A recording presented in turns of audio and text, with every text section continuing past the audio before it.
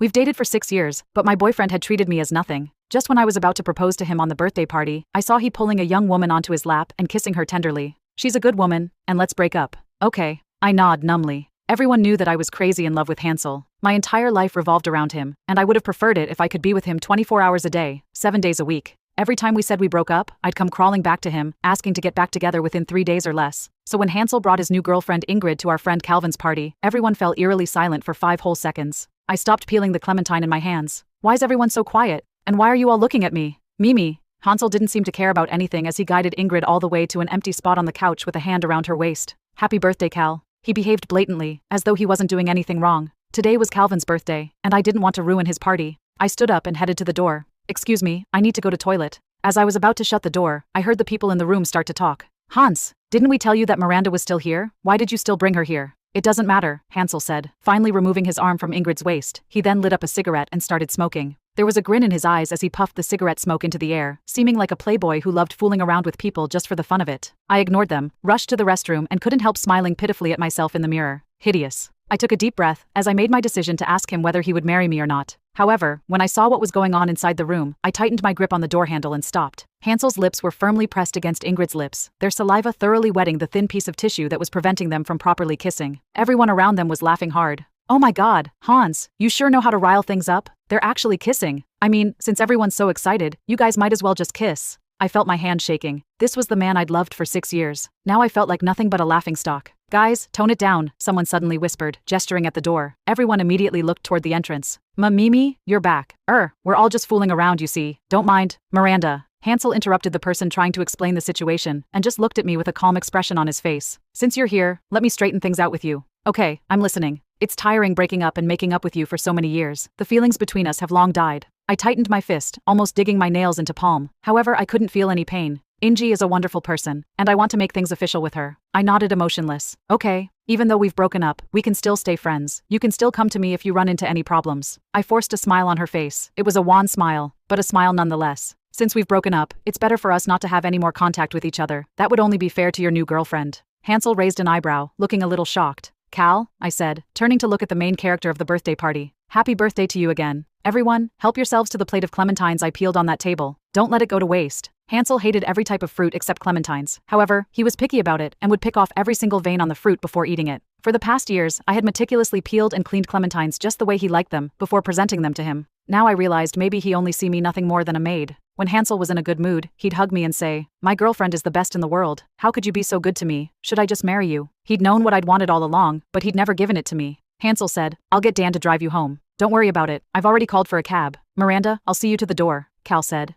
I declined gratefully, shaking her hands at him before turning to leave. Hans, look what you— I think Miranda's really mad this time. Hansel looked at the door that wasn't shut properly and smiled coldly. I say she'll be back looking for me in 3 hours. Okay, Hans wins. The whole world knows how crazy Miranda is for him. Why aren't there any women crazy over me like her? You? Get off, buddy. Ha ha ha. It was past midnight by the time I got back to the mansion. It took me half an hour to pack up all my belongs. I'd lived here for 3 years, but when I was about to leave, my belongings only fit in a tiny suitcase. I didn't take any of the designer clothing or luxurious jewelry which I'd never worn before. The only thing I wanted to take but couldn't was the wall of technical reference books. Luckily, I'd memorized all of their contents. My gaze swept over the dressing table. Then I pulled open a drawer. There was a check at the bottom of the drawer for $50 million.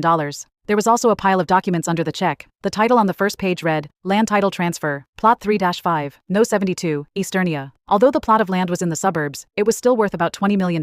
Hansel had already signed both the check and the land transfer deed. He'd signed them the last time we'd broken up, and the documents had been in the drawer ever since then. He's sure I won't take the money because as soon as I do, our relationship is truly over. Suddenly I realized I'd managed to strike a bargain. Exchanging 6 years of my life for $70 million didn't seem like a bad deal after all. I tucked the 2 documents away in my bag. Even if I was out of love, at the very least, I wasn't out of money. I placed an order to a cleaning company, then set off for my best friend's flat. On the way, the cleaning company called. "Miss, are you sure that you don't want these things anymore?" "I don't. You can do whatever you want with them," I replied before hanging up. After dating for 6 years, my boyfriend got together with a university student and kissed her to my face. He said I was only his bootlicker and flung $70 million at me through a breakup fight. I took them and left without hesitation. He claimed that I would beg him for forgiveness within 3 hours, but I've decided to move on. "Hey, you lazy bum, it's time to get out of bed." I flipped over in bed and didn't even bother opening her eyes. "Shut up. I want to sleep a while longer." Winter Jefferson, my best friend, had already put on her makeup and was in the midst of choosing a purse to go with her outfit. "It's going to be 8 a.m. Don't you need to rush home to make breakfast for your most beloved Mr. Johnson?"